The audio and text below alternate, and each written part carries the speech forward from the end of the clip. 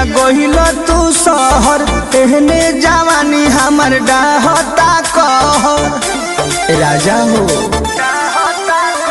ही रुपिया कमाए पिया गहिल तू शहर एहने जवानी हमर डाहता कहर